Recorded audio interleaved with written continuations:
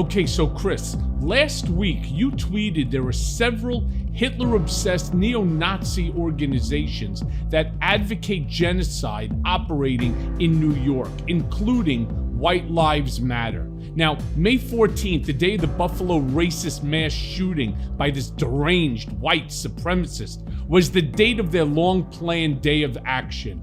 Would you do me a favor and expand and tell us exactly what White Lives Matter is all about? Sure. So White Lives Matter is the antithesis of Black Lives Matter. It is an organization that was started by some young racist millennial, maybe Gen Z kids who were looking to basically start their own version of the KKK. So what they've done is they've taken the manifestos of previous mass shooters, of folks who started other, hate groups like Patriot Front, and they've applied it to a distinct brand, WLM, White Lives Matter. It is an organization whose primary goal is to create semi-autonomous cells. That's the phrase they use. Semi-autonomous cells, not just within the United States, but globally. And each month they have a chosen day of action. They set out their calendar at the beginning of the year to get all the racists in the country ready. And an organization that just started in March of 2021, just over a year later, now appears to have scores of active chapters across the United States, Canada, Europe, Australia. I mean, they've really gone global.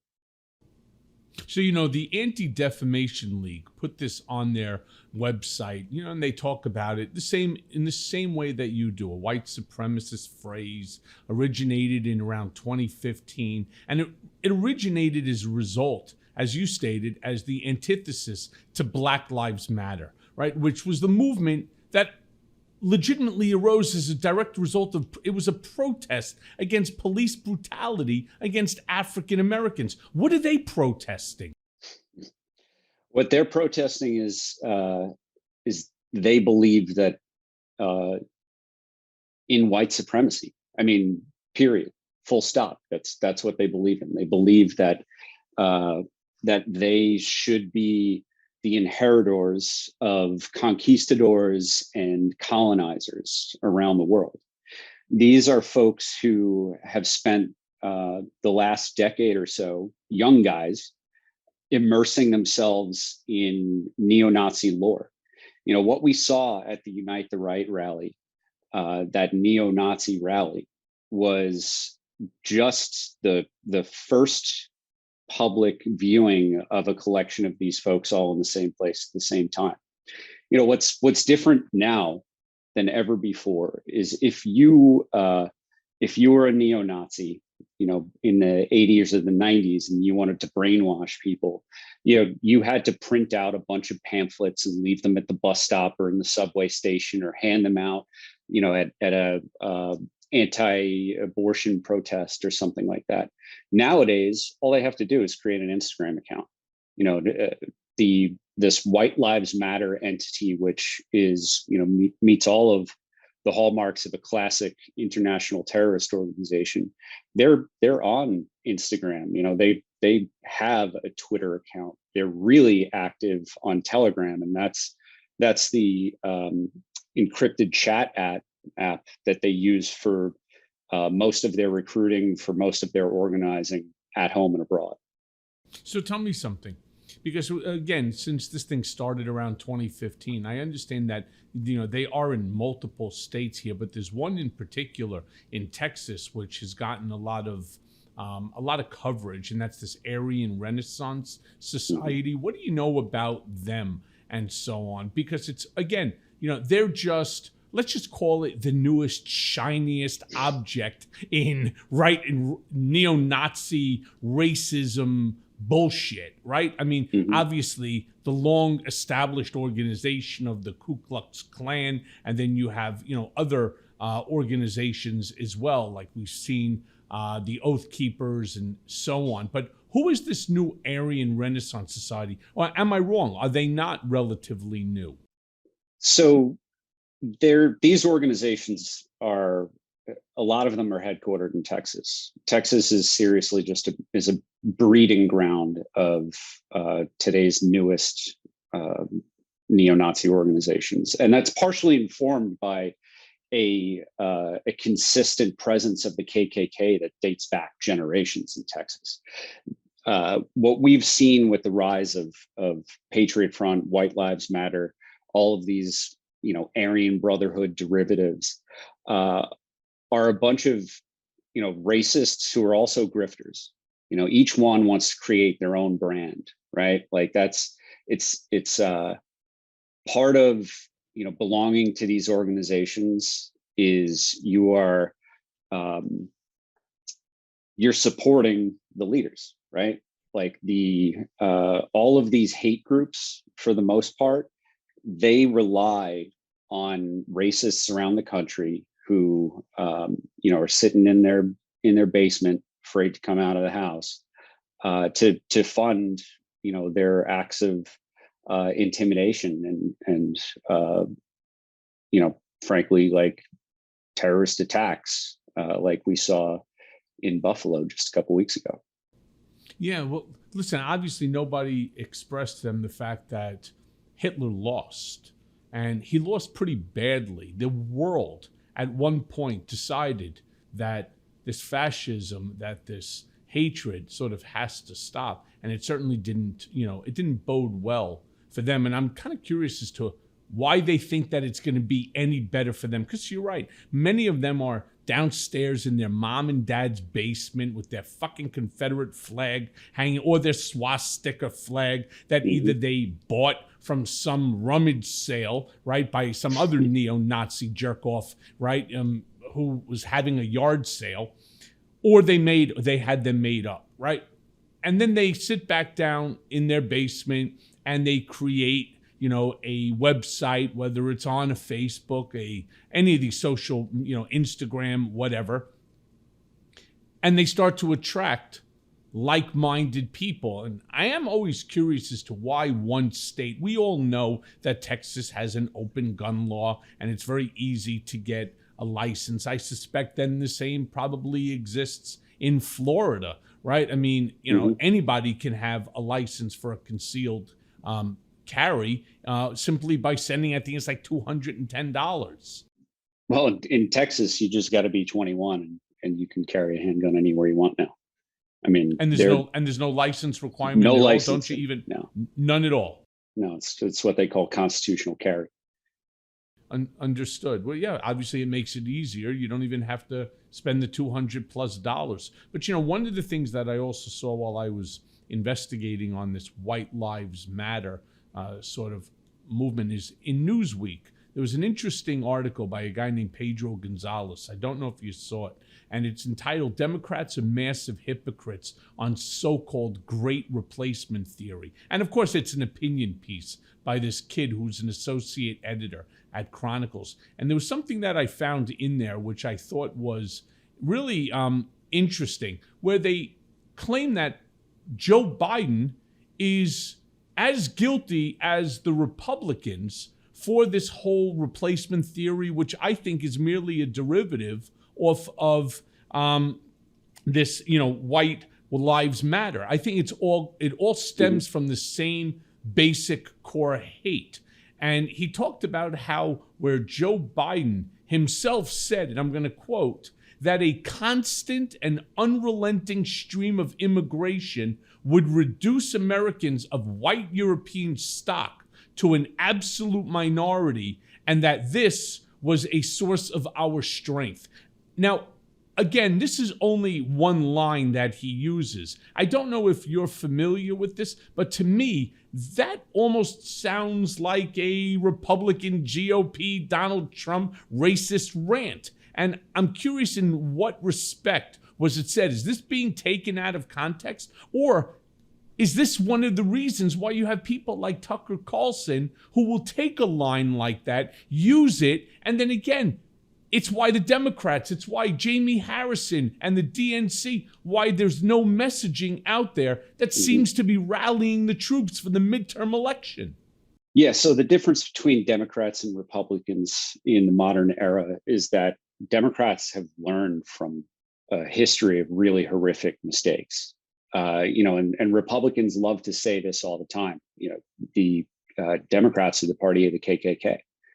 Back before realignment, the South used to be controlled by the Democrats, the Dixiecrats, right? One of the things that we've seen in Joe Biden, older dude, much older dude, is he does have the capacity to learn. That type of statement he may have thought was okay in the past, but I'm sure if he were confronted with it again today, he would A, apologize, and B, be able to contextualize how that type of language is damaging. And this great replacement thing, this whataboutism that the Tucker Carlsons of the world are trying to play is deliberate. And what they are doing is they're trying to mask their naked, purposeful racism in a history of a country where that used to be acceptable, in the mainstream. Thankfully, statements like the one you just read from Biden are no longer acceptable. People can't say that on the floor of the Senate or the House. And the reason is because we understand that these words lead to an eventual violent outcome. The great replacement theory that is being pushed by White Lives Matter, that is being pushed by Tucker Carlson and Fox News, and all of these folks who talk about George Soros all the time, right? The ultimate goal of that rhetoric of these campaigns is to push anti-Semitism and is to push violence against minorities. The Buffalo shooter claims to have been radicalized on 4chan, right? Which is like just a disgusting message board where people anonymously post memes and stuff. But it wasn't just 4chan. There are neo-Nazi organizations like White Lives Matter, like Patriot Front, like the Goyim Defense League, which produce content every single day to spread across YouTube and Telegram and Rumble and Odyssey, that gets, again, posted into places like 4chan with the explicit intent of radicalizing individuals.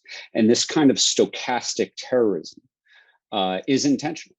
Guys like Tommy Rousseau, the Rhinestone Cowboy, leader of Patriot Front down in Texas, he knows that the result of this kind of White Lives Matter rhetoric, this great replacement theory rhetoric, is more Buffalo shooters, more people who will be inspired by the rhetoric, who are maybe not directly connected to the organizations, but are working to accomplish the same goal, which is to start a race war, to start a purge of the United States of anyone that doesn't look like them.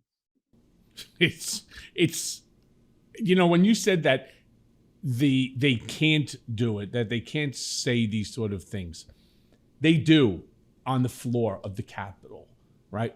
I think the real word is that they shouldn't.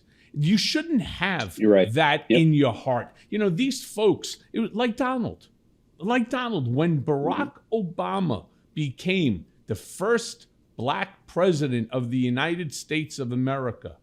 It was amazing to see his reaction. It was amazing to see the reaction of so many people, most of whom I don't even speak to anymore, because I find their ideology of white supremacy to be so, and I'm not talking about white supremacy like the Adolf Hitler white supremacy. I'm talking about this belief system of, I just want things to stay as they, as they have been. It's almost like white is right, that ideology. And what's Barack Obama going to do to our country? He's going to turn it upside down. White, privilege is going to become, the exact opposite. It's now going to become black privilege. They already had all these theories on what he was going to do to fuck up the United States of America. But it brings me to the point that I'm trying to make is that it shouldn't be. They shouldn't even be thinking this stuff. I mean, I could only imagine people like a Lauren Boebert or a Marjorie Taylor Greene or the Josh Hawleys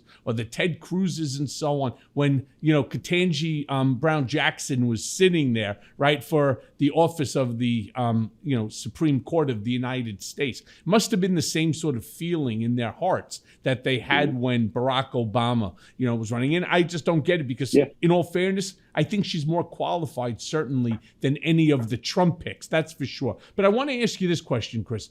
How do you then propose to get lawmakers like Governor Hochul, like Senators Schumer and Gillibrand, to start paying attention, right, to the hate groups that are active right now in their own backyards? Because so far, I haven't seen, yes, we all see the same shit, and I get infuriated from it. Our hearts and prayers, you start to see the hands, together in the memes and so on.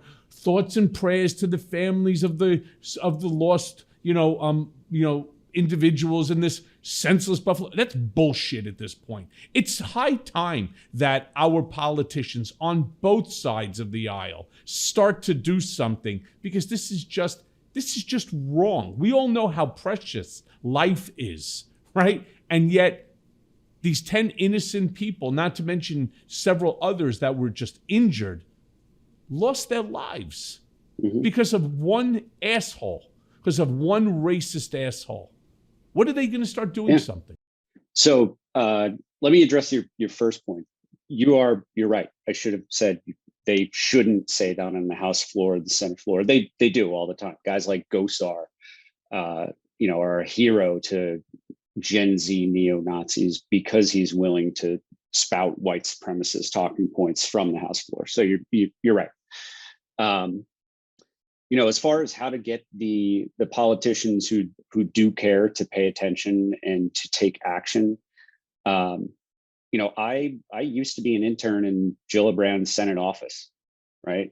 I'm a born and bred New Yorker. I'm right in their backyard. If Gillibrand's office, if Senator Schumer, if Kathy Hochul want to reach out to me, they know where to go. And it's not just about building awareness, right? It's about holding people accountable. We see this all day. You and I are especially interested in fighting white supremacy and anti-Semitism. So maybe we see this more than the average person who maybe doesn't watch the news. And I'm probably not describing any of your listeners, right? But the average American is seeing enough white supremacist violence that they should care. And the way that this needs to be addressed is the same way that the Republicans addressed Benghazi, right? Democrats, if Democrats want to save democracy, to ensure that our Constitution lives another 2 years, they need to start holding primetime hearings at every single opportunity, both in the House and Senate. Senator Schumer, being the Senate Majority Leader, can instruct his committee chairman to chair people to start holding hearings on white supremacy and the violence that it's wreaking across the entire country. The Senate Intelligence Committee, or was the House Intelligence Committee, just a little while ago held a hearing on UFOs, right? Like, is that the Democrats? Is that how we're going to protect democracy from UFOs? Like, how about addressing the greatest threat to the homeland as far as the FBI is concerned, which is white supremacist violence, right? Like, where are the hearings? If Democrats would just and this is wild for me to say because a Cheney helped to send me to war, but if Liz Cheney were in charge of setting up the hearing schedules for every committee, I think Democrats might have a chance of winning the next election and saving our democracy, because the stakes are, and Black voters understand this more than anybody. It's an existential threat. If we get guys like Paul Gosar, representative out of Arizona, open white supremacist, Marjorie Taylor Greene, who attended the America First neo-Nazi conference, if these people get chairmanships and they're just subpoenaing people, and McCarthy's going to just go with the flow and do whatever Trump wants, they're going to start like jailing people, right? We're not far off of straight out fascism, and all it's going to take is a Republican House to start doing some really scary shit. Yeah, trust me, I think about that quite often for a multitude of reasons, but we always hear, members of the House talking about domestic terrorists, and that's what these people are. They're domestic terrorists. And in one of my other podcasts, I was talking about the number of mass shootings, even just this year alone. It's almost 200 mass shootings just this year alone.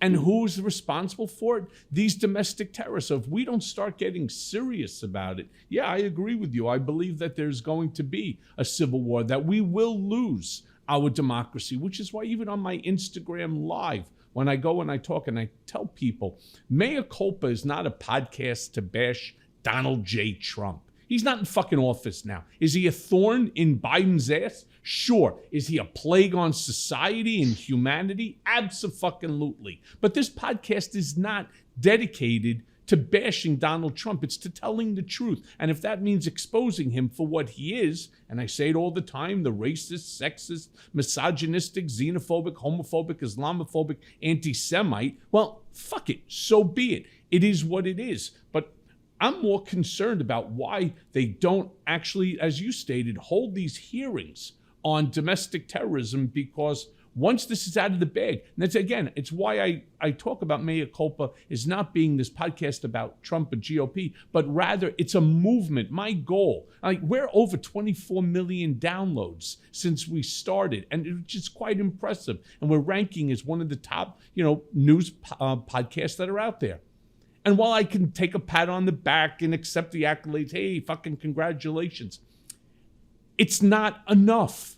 We don't need 1.3 million downloads a month or something like that. We need 1.3 million for every episode. We need 10 million, 20 million a month. We need to be able to be the movement that actually pushes Chuck Schumer and Governor Hochul and Kamala Harris and President Biden and all of the politicians to understand that we as a collective group, we'll call Mea Culpians, right? That if in fact that what we're finding is that your attitude towards something doesn't seem to comport with the continuation of our Constitution and our democracy, well then fuck it. We're coming to you in your home state, and we're going to throw you out of office because it's enough already. No more. We don't need more politicians that are worried about themselves and their pocket. We need politicians that are going to worry about the American people. But let me then move forward for a second, because apparently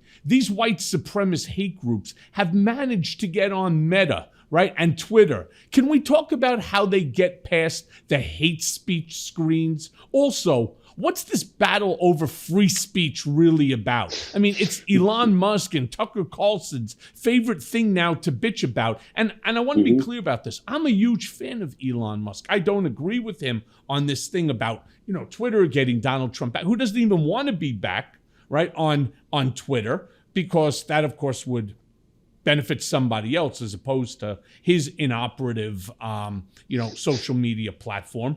But what's this all about? So it's about what we talked about before.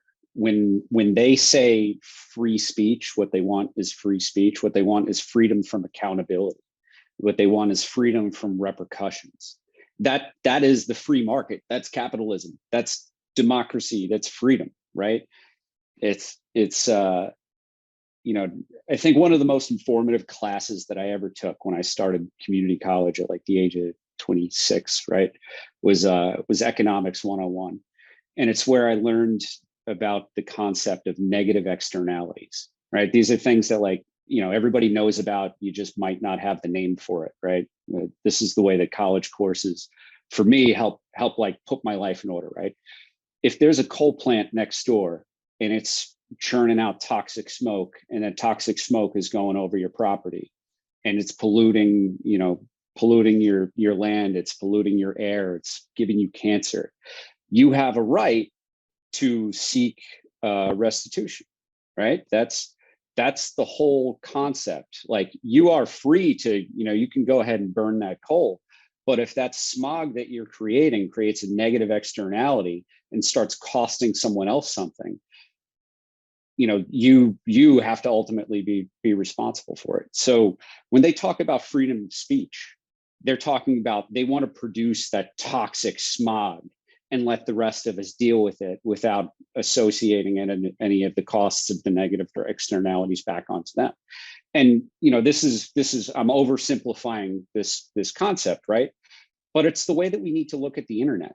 You know, if everyone wants to say, like, oh, you know, Twitter and Facebook, they're not publishers, you know, they shouldn't be responsible for what people post on their platforms. Well, all right, let's look at them like coal plants.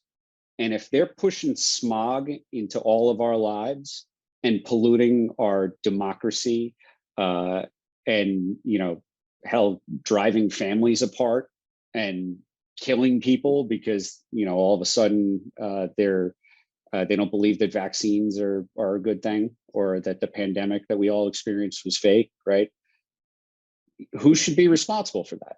You know, I think that the people who are you know, pumping that toxic smoke into the air, into the social media ecosystem, ought to be responsible for it. You know, and you know, but Kris, to be fair for a second, you know, in your example, you don't have any control over that smog coming, you know, and, you know, affecting your land, affecting your body, right? You inhaling it, you have no control over that. Here, like, I've never been on any of these websites, and one of the issues that everybody constantly brings up, and I'm sensitive to this issue simply because at the current moment, I am suing the United States government, Donald J. Trump, Bill Barr, right, Michael Carvajal, and a slew of other defendants for the unconstitutional remand of me back to Otisville.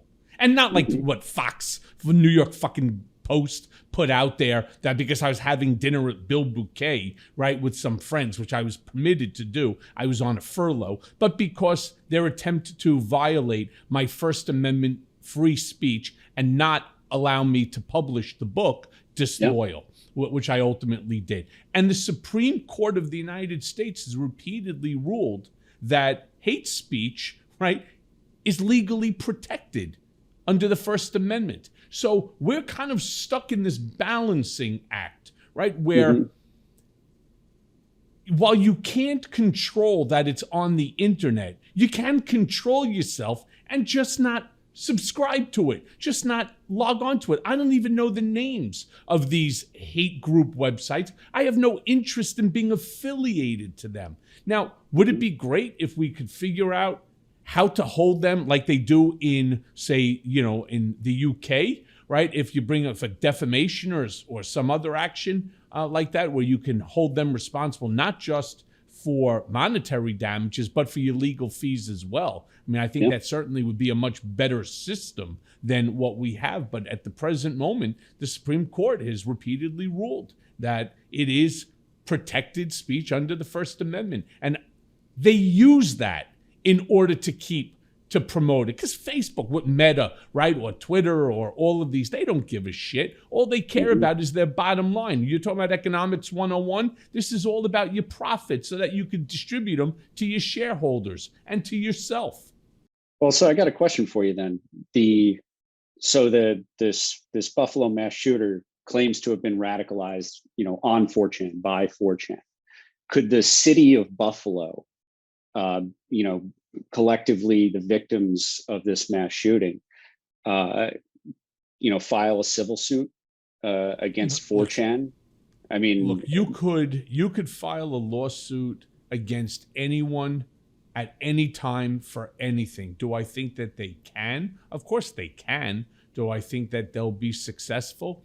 I don't know the answer to that. Obviously, their counsel will raise the defense of First Amendment's, free speech. We have the right to, maybe you don't like the fact that I talk about Donald J. Trump or I talk about the GOP. They'll claim now that that's hate speech. Next thing I know, I'll get dragged into court, right? I mean, it's such, our First Amendment is such a slippery slope because, it goes right back to what we all know and that adage that we've all heard, you can't scream fire in a crowded movie theater. And that's not about First Amendment speech. It's really more about safety. Right? I mean, you can say whatever you want in a movie theater. Shit, I was in a movie theater not too long ago. These folks that were sitting next to me didn't shut the fuck up the entire time, right? I mean, it was the most, and I had the same shit at a Broadway show. I went and I saw MJ, right, which was a fabulous musical. These people sitting next to us, they wouldn't shut up. Free speech, right? Can I say anything? I certainly can't sue them for the value of my tickets since they were irritating me. And sadly, that's what this is about. And I think what we need to do as human beings, as Americans, regardless of your race, your religion, your creed, your color, your sexual orientation, we should just respect one another. This issue should not even be arising right at this moment. I don't care what you believe, nor any more than you should care what I believe. Just be yourself, but just don't impact the next guy in a negative way. You wanna hate Jews simply because it makes you feel better about yourself? Fine. Keep it in your basement, right? Don't take out an AR-15 and open fire. If you have a problem with black people, right? Actually go figure out a supermarket in Buffalo, 200 miles away, that's in a predominantly black neighborhood, and decide to shoot it up simply because of the color of their skin. It's fucking asinine. But tell me something. Tell me about this nonprofit that I know that you're launching, right? To teach other veterans how to hunt Nazis online, like you do. I mean, it's truly admirable. And I know that there's this new website and you're looking for volunteers. I mean, tell me if you would. Tell us about this. Yeah. And how can the work that you're doing help the feds bring conspiracy groups like Patriots Front down? Sure. So, thanks for bringing this up. So it's important. So have to. You're the first person outside of a very, very small group of people who's helping me start this thing that I'm talking to this about. So Task Force Butler, tf-b.org, is a nonprofit that is training veterans to do what I do, to hunt Nazis online, to hold them accountable, to expose them. I filed the paperwork to make it a 501c3 nonprofit. Hasn't been approved yet, but that's the intent, right?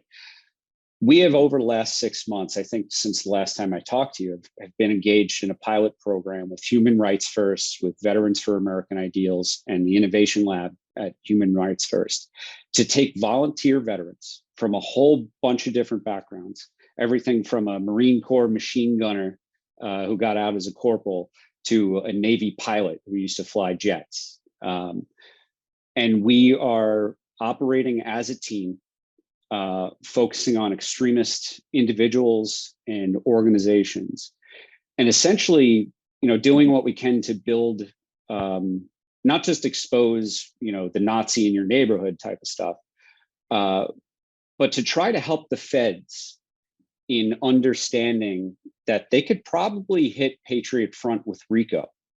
These White Lives Matter type organizations, whether it's Patriot Front or Proud Boys or the Oath Keepers, they're all involved in racketeering. Every single one of them are a pyramid scheme. It's a way to get the leader to be wealthy, to not have to do anything but produce, outrageous online content to recruit people. But Patriot Front, for example, is our first project. with the Innovation Lab at Human Rights First. We're about to publish a dedicated page that's going to show a history of hate crimes that they've been involved in throughout 2021. What we are going to be establishing, hopefully for feds, for state and local law enforcement, is an understanding of what the larger ecosystem is, right? So if you're if you're a beat cop, if you're a detective in New York City, and the George Floyd memorial gets defaced the day it's unveiled, you look at that as, okay, this is an act of racial intimidation in my neighborhood, and that's it. Like that's the end of it for the NYPD, for detectives. They're not going to go. Nobody got hurt. They're not going to invest anything in finding the bad guys. Well, I can tell you it was Patriot Front, because they document themselves doing this stuff, and then all of their stuff eventually becomes available online, and people like me find it. Well, Patriot Front, is taking people across state lines to commit hate crimes, to target minority communities, LGBT communities, immigrants, Semitic. None of these are violent attacks that I'm talking about. It's all property destruction. But when you are organizing members of a hate group across a couple of state lines, 3 different states, whether it be in New York, New Jersey, and Connecticut, or California, Oregon, and Washington, to destroy a gay pride mural with the intent to intimidate and push down, LGBTQ Americans, that's a couple of hate crime laws. That's also conspiracy. In some cases, they're brainwashing kids who are under 18, so they're trafficking minors. So what we are doing, Task Force Butler is helping Human Rights First and their innovation lab with Veterans for American Ideals to start holding these folks accountable and to make it really fucking obvious for law enforcement that they need to do something. So, do me a favor. It's TF-B like org. boy.org. Yep. Right. So I'm going to ask each and every one. And again, we're doing more than 1.3 million downloads. So I would ask my listeners $1. Just $1. Awesome. Let's just to get this thing started. Because here's the thing. The first time I ever met you, Kris, the thing I always told you that impressed me about you, and it assists law enforcement, but in fact, it really assists society and communities. I want people to think for a second. No different than you don't want the child molester in your neighborhood. And so they have lists. And when a child molester moves into your neighborhood, you have to be notified by the community that this person is going to be living there. And I'm sure that that person does not have an easy time, whether it's going to the McDonald's, the Burger King, the supermarket, the car wash, the gas station. No one wants to fucking deal with them. Why? Because they're a fucking chomo. All right? End of story. And nobody wants you in the community. What you do and your organization does so successfully is you expose the anti-Semitism, you expose the white supremacists, you expose the racially hatred, that the hate in the hearts of these individuals, and you make it difficult for them to actually live in a community, because despite what people think, there may be 10% of that community that may subscribe to this asshole's, ideology, but you don't have 100%, you don't have 90%, you don't even have 50%. So if you could make their lives so difficult, how are you going to get a job when your boss is friends with somebody who's black or somebody who's Jewish, right? And you have this racist rant running through your internet, through your Twitter feed or your whatever platform that you're on. That's the key. And that's what, I'm certain that you're going to do great things with this new organization. Expose them, because that's about the best thing that you could do. You can't kick the shit out of them. That would be nice, right? You can't turn around and you can't, you can't buy their houses and tell them to move somewhere, because they're not going to do it. And if they do, they're still going to take their hate with them, expose them, and make them the pariahs of society that they actually are. Now, let me ask you this, Kris, for a sec. We've heard rumors that there's big things going down in the People's Convoy. Now, apparently, you've been tracking their Telegram page, and we know the convoy was part of this anti-vax movement. What are they up? What are they about now? Right? White nationalism? And is it true that they are imploding? Because I saw an article about their infighting, punching each other, throwing all of these, slurs at one another, to the point that they couldn't even make it to DC to shut down something that they wanted to shut down, and that they were all over the internet promoting and promising that they were going to do. I'm sorry. I'm yes, hysterical. You can keep laughing. I know these guys are the convoy is just the dumbest concept in the world, and it is like everything else. Like Donald Trump, it's a grift. All of these people just spending their time and their money. This People's Convoy website raised over $1 million over the course of a few months. Supposedly to pay the truckers, gas and stuff. Well, part of the drama just this past Friday, and the reason why the People's Convoy just broke up, was because the leaders of this organization were in this luxury RV, while their followers who've been, putzing around for 4 months, driving across the country, back and forth between DC and California, spending tons of money on gas. Mm-hmm. The leaders had to call the state troopers on their own followers, because they were about to have like a straight up revolution where they were going to try and eat the rich. Because all these people have been like eating hot dogs for 4 months while millions of dollars are getting raised, supposedly to, end vaccination or whatever the hell. So what? That's all they served us in Otisville. Yeah. So, I mean, I ate hot dogs. I ate hot dogs for 13 months.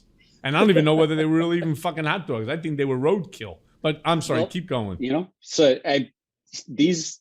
anyway, these people are all idiots. Over the last few weeks, this Proud Boy, calls himself Santa, started to take control of the organization. He brags that he's a second degree Proud Boy, which I think means like 4 people punched him while he like named cereal or something. Like that's how you become a second degree Proud Boy. And the guy who, suddenly he started months ago leading this, was the one who made the People's Convoy website and became a millionaire overnight, suddenly realizes, oh, I've got stuff to lose now. I don't want a Proud Boy, lead my convoy. So he just, he took his ball and went home and killed the website, taken all the money.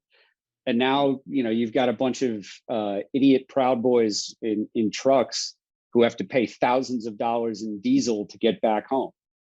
I am so just ecstatic to see how spectacularly these convoy idiots just ate themselves. It was wonderful. Except for the fact that the leaders of this People's Convoy started declaring some major success, in their operation to shut down DC, which of course never happened. But the thing that always, that confuses me is I read more and more of these articles. First of all, they all like to place the American flag over the radiator, right? Mm-hmm. And so, well, first and foremost, that's stupid because you need the air to get in there. Otherwise the engine will overheat. So, I mean, it just goes to show you how stupid that they are. But you're not doing this for the benefit of America. And so I like the fact that they're trying to use the American flag for their own selfish purpose. But the thing that really confused me about this People's Convoy, they got into fights with one another. They were, hurling slurs at one another and so on. But then there was abuse to animals. There were all these allegations or accusations of animal abuse. What the fuck does animals have to do with a People's Convoy, right? In order to prove a point. What am I missing? I mean, this is one of those cases of like, you have a Matt Gaetz who's like goes around, spreading conspiracy theories about pedophiles, and then you find out like, oh, he's being investigated for trafficking a child, for having sex with someone who is underage as a congressman, right? That's what the People's Convoy was. It was a bunch of people who are guilty of all the things that they're accusing others of. And one of the most recent things that they adopted, part of I think why they fell apart, was, they wanted to address child trafficking, and apparently that's like a real popular thing on the far right. Why didn't they take their convoy to Matt Gaetz's house? And can somebody, one of my supporters, please join me either on Twitter or on Instagram Live, and somebody tell me how it's possible that Matt Gaetz is still not in jail? I mean, what the fuck are we waiting for? Not only do you have the Venmo, right? Not only do you have Joel Greenberg, the guy that actually set up the entire thing for him. Can somebody explain to me how I get 48 hours to make a decision that they're going after my wife, and this guy is just sitting there and has the audacity to show up to the people's house, to the Congress every single day, to go to work or whatever else it is that he's fucking doing? I don't understand it. But let me move on, because I could spend the next 15 minutes talking about Matt Gaetz and not get into anything of real importance here. Because, Kris, look, you've got rare insight into the military, so I'm going to ask you a few questions along that line. Sure. For whatever reason, a lot of vets and active duty servicemen and women are pro-Trump, despite the bone spurs, despite the lie that he refused, right, to accept his number for Vietnam, claiming these bullshit bone spurs, which he does not have. He did nothing for them while in office either, right? And just so you understand, the head of the VA, Dave Shulkin, was a friend of mine for 15 years before I even knew Trump. And so that's how he ended up getting the position. And he was amazing. David Shulkin was amazing. Not only was he the head of the VA, he was the assistant head under the Obama administration. They didn't care what his political affiliation was, even though it was Republican. Is the military some sort of like evangelical church where they slip right-wing politics and propaganda in with the training? I mean, is there still soldiers on both sides of the aisle, or is this becoming really partisan? So the military today, the American military today, is the most diverse organization on the planet. And, that is purposeful. That was done by Congress. It was done, I think it was Eisenhower during World War II, integrated black and white units. Don't ask, don't tell was a shit policy in the 90s. But that was repealed during the end of the Obama era, and people were able to serve openly, right? Before, a lot of states, recognized marriages, and the organization, the Department of Defense, it recruits people who are willing to go to war for not a lot of money, right? And I was one of them. I enlisted. Sure, I could have done better in school and gone to college or whatever, but I wanted to serve my country. I felt patriotic. I was 16 when the towers fell. I felt personally impacted that day when, everyone at school seemed to have lost somebody. So there's people like me, New Yorkers, who grew up in Long Island. Until I got to basic training, I thought that half the country was Jewish. I mean, in Long Island, like half my friends were Jewish. If you were Christian, you were Irish or Italian. Like that was the tiny little world that I grew up in. When I made it to basic training, all of a sudden I'm like, oh, there's 50 different versions of Christianity. Like, what the hell is a Southern Baptist, right? The military is, the mythical melting pot. Nothing for nothing there, Kris, but not to interrupt you and all, but I'm going to. I grew up in Lawrence, the Five Towns, which is a predominantly Jewish, now it's ultra-Orthodox, community. I knew what Southern Baptists were, even when I was attending a yeshiva. I mean, I don't know what community you're living in, but how do you not know what a Southern Baptist is? I guess I was really sheltered, man. I love that. So when I got to basic training, all of a sudden, like and like I got a much greater view on a true representation of America. That said, it was also the first time that I'm meeting people who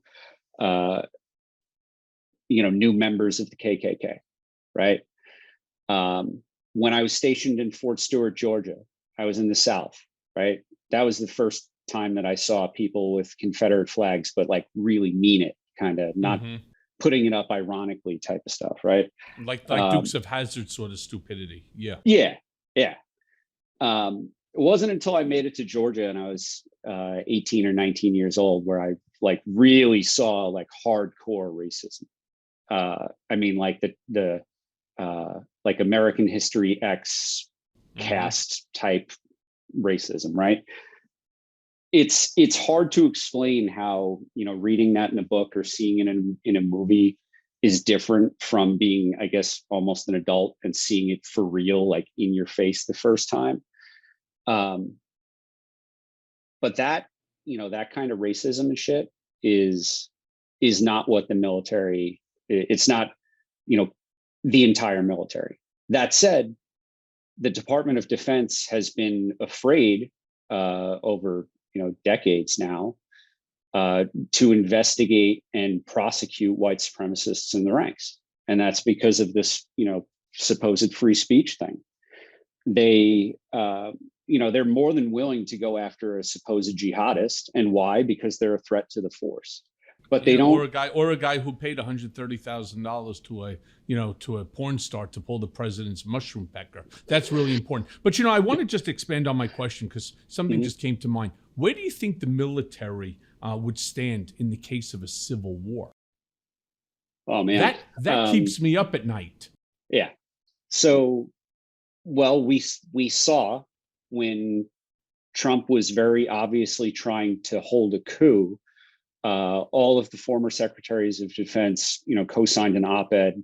The highest ranking officials within the military wrote a memorandum for the force, basically, stating that they were not going to get involved in stealing an election. Right. The military, as it's run today, has, in my opinion, enough civilian control, enough diversity to withstand a figure like Trump. The uppermost echelons of the military, the highest ranking generals, they understand what's at stake, right? You have your one-off guys like disgraced former General Mike Flynn, who's a fucking maniac, who's disconnected from reality. But he's not the standard, right? The folks that you see getting called before Congress to answer questions about, what went wrong in Afghanistan, those folks understand what's at stake. They have a great historical perspective on why the Constitution needs to be protected and what it is. That said, I feel like we speak in platitudes about like, oh, we got to hold these people accountable and everything. Part of the reason I'm launching this new nonprofit, Task Force Butler, is to give veterans who appreciate diversity and who are angry at the fact that all of these maniacs are co-opting the flag and the Constitution and calling themselves patriots as they try and run a coup against the United States. Yeah, I'm giving them something to do, right? Exactly. Like last time I was on your show, people reach out and they say, how can I help? Never had an answer. I can't be like, well, go join your local hate group and sabotage them like I do. Like that I can't tell people to do that. Well, now I've developed a program to train veterans to use open source intelligence techniques to find and expose neo-Nazis, in their neighborhood and across the country, and to help hold them accountable, if not through motivating law enforcement to do something, at least get involved in community notifications and let people know that there's a neo-Nazi next door, so that they know to stay away from the red pickup truck, right? Exactly. So let me ask you that. Let me ask this, because you were recently in Ukraine and we spoke while you were there. I wasn't in Ukraine. That was not me. Oh, you were not. I apologize. Nope. I apologize. Right. Okay. But let me ask, because I understand that there were a lot of vets, or have you spoken with any of the vets that have gone to the Ukraine and so on? Because, look, in my opinion, right, the chances that Putin's war on Ukraine turns into World War III sort of goes with the question that I was asking you about a civil war in our country. And I'm not 100% in agreement with you on that. Like, I believe that Trump, if in fact that he was president right now, would have the ability to get the generals in order to create a civil war. And now, despite the fact that you are the oppressed individual, you still have to fight because you're wearing the uniform. That was really sort of the question that I was trying to, to get to. But I want to ask you, so what's your thoughts regarding that? Do you not think that the generals would go along, and then if they didn't, he would just fire them and he would replace them? He would get fucking like Dan Scavino. Dude, he would make Baron Trump, right? A 5-star general. I mean, he would put Michael Flynn back as another 5-star general. He would turn around, put Steve Bannon, who's an absolute racist, as a 5-star general. He'd make Barron, into a 5-star general, who would say, "Oh, I want to go play with the tanks," right? I mean, it would be something crazy like that. I mean, so that's my biggest fear. Well, where you started on Ukraine is, I think, the closest thing to reality. Right, that in a perspective, nightmare scenario, what makes Ukraine's military and citizenry able to step up to stand up to what was supposed to be a superior force, Russia? It's logistics. It's all about country. And it's also getting fuel to the front lines, right? Agreed. So if there were, a nightmare scenario, Trump were to install, his chosen generals, if half the military would walk off the job, and if there's nobody to drive the fuel truck to refill the tank isn't shooting anything, right? You got to remember, I've been up against this fucking maniac, and I'm telling you.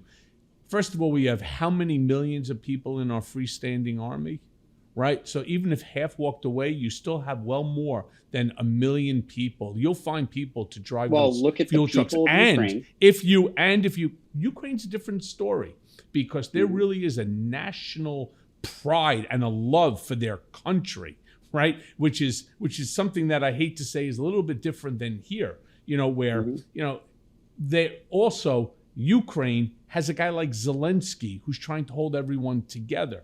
If we had Trump and you have a maniac that would turn around, and if you walked away, AWOL, right, so to speak, right, you would be court-martialed. And under Trump, I wouldn't be shocked if he would turn around. If you leave, like what Putin is doing, you get executed, right? So it's going to be very hard for people to walk away. Remember the narcissistic sociopath that we're talking about here.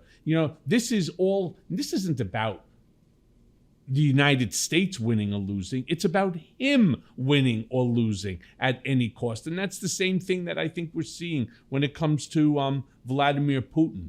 But as we're winding down the hour, I have just really one last question for you. All right. The country is obviously divided, like I just said, right? We are. But do you ever see a way back to us becoming one nation again? I mean, is there an America in the future that's tolerant and maybe even united? Or is it naive to ask if we will ever be the greatest nation on earth again? Because, look, we certainly are the greatest country, right? We have the greatest people. We have the best economy. Yes, but as a divided country, we are incredibly divided. We are not respected anymore around the world for the greatness that we are. You think we'll ever be able to get back there? Man, I am not an optimist, but I'm a fighter, right? Like if we're being real, I'm not having kids because look at climate change, dude. Like half of Manhattan's going to be gone in a few decades, underwater, right? When the climate crisis like really, really hits, and we have mass migration like beyond anything that we've ever seen in the Western Hemisphere, it's going to get worse. What we saw in Syria, that mass migration from a multi-year drought and B, Assad's civil war, what we're seeing, the racism, the xenophobia that spiked all throughout Europe as a result of the Syrian refugee crisis. Just imagine that happening everywhere in the world all at once. Like that's what sea rise can do. So is it going to get better? I don't know, man. But I'm willing to go down fighting, and that's what I'm trying to do with this new nonprofit, Task Force Butler. I'm trying to get people who want to, at least fight back and not just take it, right? Kind of like what we do here on Mea Culpa. But Kris, let me thank you again for joining me. Thank you for what you're doing. Again, I implore all of my listeners, $1. $1. So if you like what he's doing, more. If you're unhappy, well, you invested $1 into a great guy, and you could take my word. The guy is a fighter. So Kris, let me thank you again. Keep doing what you're doing. Keep exposing these pieces of shit for who and what they are. And hopefully, right, with maybe, a little help from God above, hopefully we will become united again. And hopefully we could be the greatest nation in the world again, where we love and respect and honor each other instead of this ridiculous, nonsensical fighting and hatred. So let me thank you and hope to see you soon, brother. Thank you, brother. It's great to be on.